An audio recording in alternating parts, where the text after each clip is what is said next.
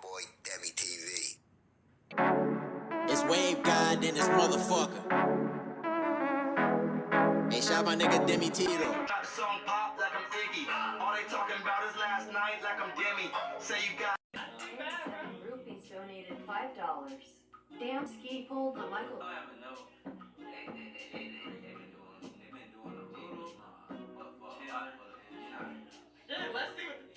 Let's see what the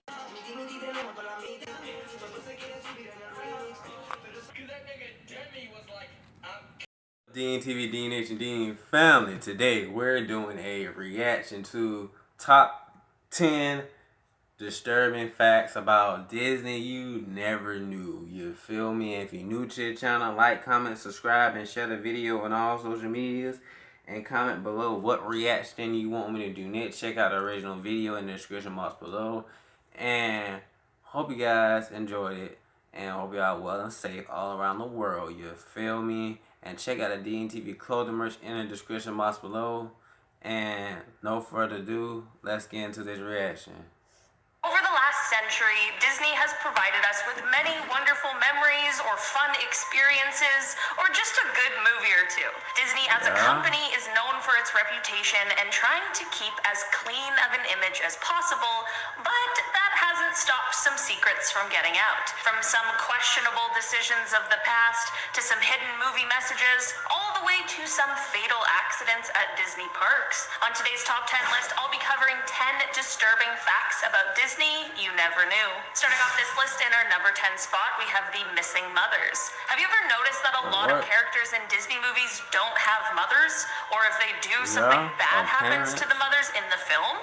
Like Belle from Beauty and the Beast, or Snow White, or Bambi, which is truly one of the most tragic examples that I can think of. I never really noticed this trend until it was pointed out to me, but it's honestly very common in Disney movies and had me wondering, what was up with that? Well, there is a theory that this morbid trend is due to the fact that Walt Disney himself had bought a home for his parents to move into. After moving in, the furnace had a leak and it unfortunately affected both of his parents and actually led to his mother passing away. An extremely tragic situation that Walt refused to talk about after. Many people believe that he felt guilty for the That's kind of dark. Incident since he purchased the house for them, but of course it was not his fault at all. It's very possible that this real-life trauma he experienced just ended up bleeding into his work. In our number 9 spot today, we have Walt's last words. In 1966, Walt Disney was diagnosed with lung cancer after being a lifelong smoker, and he passed away not too long after. We always hear famous last words. That was literally obvious. From people that are either inspiring or just downright terrifying, but Walt's last words were just strange. Walt was unfortunately unable to speak due to the condition of his lungs, so his last words were actually written. The last words were Kurt Russell.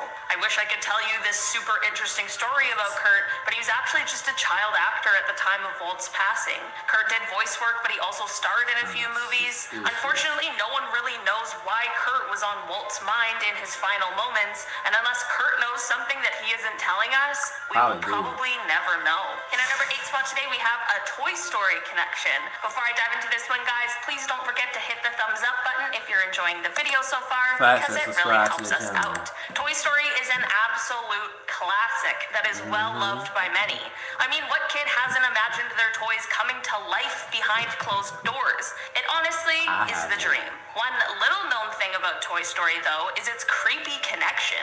In the Toy Story movies, there are quite a few subtle references. That shit possessive as fuck. Like, why would you want some shit like that? Like, they doing shit while you ain't around, but when you there, like, that shit creepy. To the movie The Shining. Definitely not what I would have expected. I'm not exactly sure why this connection exists, but it does. In the scene where Woody and Buzz Lightyear are trying to escape from Sid's house, that carpet is the same one as the one in the Overlook Hotel from The Shining. Also, the number 237, which is a terrifying room in The Shining, is repeatedly seen throughout the Toy Story franchise. Tournament of Champions was created to crown the best chef in the world. And this year, we've doubled the... For even more imperfections as well, such as the way the scoring for the movie is set up, which was inspired by, you guessed it, The Shining. And in Toy Story 3, the Sunnyside Daycare has an intercom that is an animated duplicate of the one used by Wendy Torrance, and just a few feet away is a tissue box that has the same pattern as the carpet I mentioned before. It's a lot of connections, and I just wish I knew why. In our number 7 spot today, we have this Disneyland Invasion. In 1970, 750 hippies went to Disneyland and took over the Wilderness Fort. They passed out joints to other guests at the park and marched down Main Street singing a version of Zippity Doo-Dah that they had altered in order to be about the Vietnam War. Other people at the park began to sing America the Beautiful and tried to overpower them with their singing. This, of course, all got out of control, and eventually police in riot gear had to show up in order to defuse the situation and to keep it peaceful. Luckily, everything ended non-violently, and this is actually one of the only times that outside police ever had to handle a security issue at the parks, but this instance led to quite a rule at Disney parks. There was a strict dress code implemented that prevented long-haired hippies from being allowed to enter the parks. This is obviously not a great rule, and of course has since been abolished, because that would just be insane if that rule was still around in 2021. In our number 6 spot today, we have Hell's Bells. In 1929, Disney made a short film called Hell's Bells that was a part of the Silly Symphonies. While the Silly Symphonies seems like a fun, great time, Hell's Bells was a little less than silly or fun. It was basically just a short about hell, and the characters in it had different names, but they definitely depicted some of the most loved They putting this shit. He probably put that in there for a reason. Don't let that shit be. Disney characters. Honestly, the whole thing is pretty terrifying and really dark and just totally off-brand for Disney. Satan and his demons have a wild party, and he feeds one of the demons to a character called Cerberus, who I'm pretty sure is actually the underworld version of Goofy. All in all, I think it's better that we just leave this one in 1929 where it belongs. In our number 5 spot today, we have this Disneyland Dangerous Metal. When Disneyland was being built in 1955, one of the main metals that was used was lead. This is insane since it's poisonous to humans. It just seems like someone would have caught this fatal flaw. Research has shown that prolonged exposure to lead can impact the reproductive and nervous system in really terrible ways, and it can also even cause cancer. If you're just taking a ride or two, it's probably not the worst thing in the world, but working I did at a the video park, on that. Go check it out. especially if you're on the maintenance team, this could definitely have some extremely harmful side effects. Eventually, testing was done that found that the Peter Pan ride, the Haunted Mansion, Mr. Toad's Wild Ride, and the Sword and the Stone statue, as well as even more, were containing high levels of lead. I'm not exactly sure what steps Disney has taken, if any, to correct this issue, but I do know that complaints were still being filed in 2011, so it'll be interesting to see if this was fixed 10 years later. In our number 4 spot today, we have the Disney World deaths. Disney World is the happiest place on Earth, or so they say, so it is always shocking to hear of anything bad happening there. Well, Disney World has been around for 56 years, so some less than great things are bound to happen. Unfortunately, at least 14 people have died at Disney World over its course. The reasons span from rides to accidents to pre-existing health conditions. Some of the people have been guests, while others have been backstage workers or cast members. It's definitely not the type of thing that we are used to hearing about at Disney Park, since they, of course, like to keep their image as squeaky clean as possible.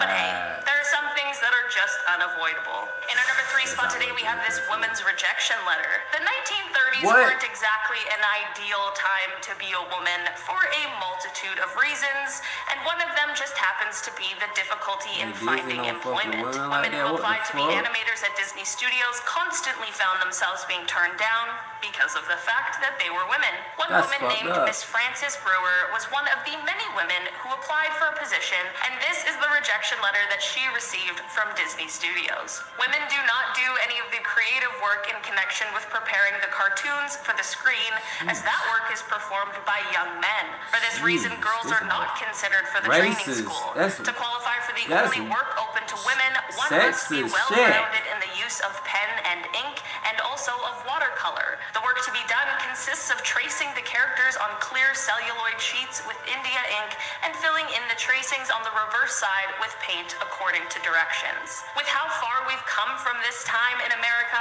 it just feels so shocking to know that this was once the norm for women. In our number 2 spot today, we have this Goldfish Incident. Finding Nemo is an amazing movie, and no one can convince me otherwise, but one thing I didn't know is the effect that it caused on goldfish everywhere. I know Nemo isn't a goldfish, but more people are buying goldfish as pets than they are buying clownfish. After the 2003 film came out, when kids saw the movie, they thought that by flushing their fish down the toilet, they would be sending them back to the ocean where they would be happier. It's truly noble in theory, but obviously most fish can't survive the flush, and if they do, they're headed to the sewage system, which will then end up taking them out regardless. It's truly the sweetest thing that all of these kids wanted to reunite their pets with their long-lost family, but who would have thought a Disney classic would lead to goldfish genocide? In our number 1 spot today, we have the problematic history. Most Disney movies instantly become popular because they are usually great,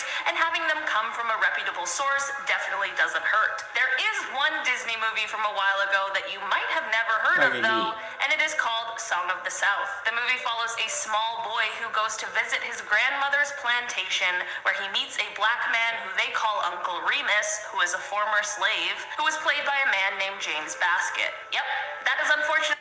What the fuck? Ayo, Disney. What?